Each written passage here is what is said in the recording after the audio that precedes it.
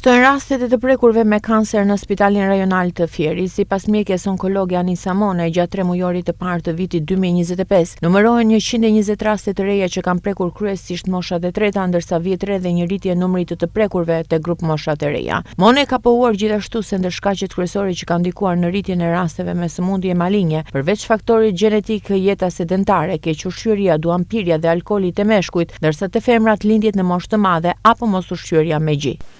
Vjet re një rritje e numrit të rasteve të pacientëve të diagnostikuara me sëmundje malinje në qytetin e Fierit. Aktualisht për vitin 2025, për këto 3 muaj janë diagnostikuar afërsisht 120 të pacientë. Pjesa më e madhe të cilëve janë moshat e treta, që ndiqen me trajtim paliativ për dhimbjen apo angesat që ato kanë.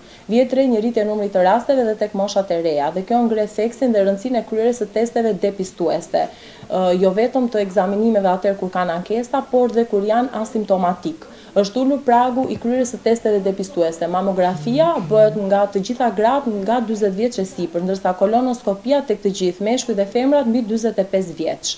Shkaqet kryesore të shkaktimit të sëmundjeve malinje, përveç faktorit gjenetik, rëndësia kryesore është stili jetesës, jeta sedentare, keq-ushqyerja si dhe veset, duhanpirja, alkooli.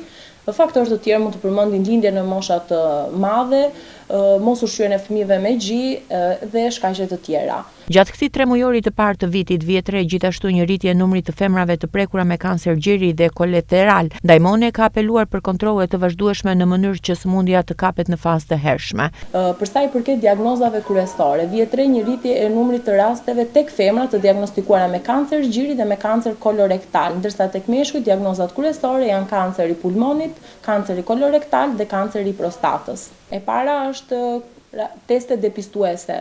Duhet të bëhen nga të gjithë, sipas grup moshave, riskut individual apo dhe faktorëve gjenetik që secili nga ne dhe predispozitës familjare që ka. Krye testeve depistuese, kryerja e mamografisë, e kolonoskopisë, e pap testit apo dhe ekzaminimeve imazherike për të zbuluar kancerin e pulmonit në pacientë që kanë risk apo familjar të prekur faktor gjenetik.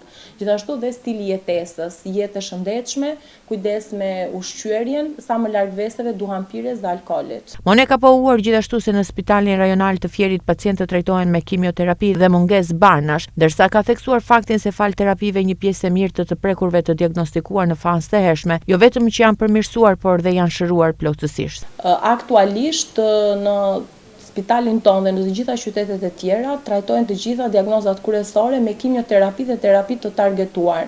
Aktualisht nuk kemi mungesa në medikamente, ndërsa në spitalin onkologjik QSUT bëhet trajtimi të gjitha diagnozave sipas protokolleve ndërkombëtare dhe numri i medikamenteve, terapive të targetuara dhe imunoterapive është rritur ndjeshëm. Nuk ka mungesa në medikamente. Pjesa më e madhe e rasteve, të cilat janë të diagnostikuara në fazat e hershme, kanë një trajtim të suksesshëm dhe mund të flasim edhe për shërim të plot. Prandaj shumë e rëndësishme vizitat, kryerja e testeve depistuese që të diagnostikohen sa më herë, por edhe për fazat e avancuara, tashmë me trajtimet e reja dhe kujdesin mjekësor, patjetër që kanë ecuri të mirë. Përballë kësaj situate, mjekja Mone ka apeluar për kontrolle të vazhdueshme në mënyrë që sëmundja të mos diagnostikohet në stadie të avancuara.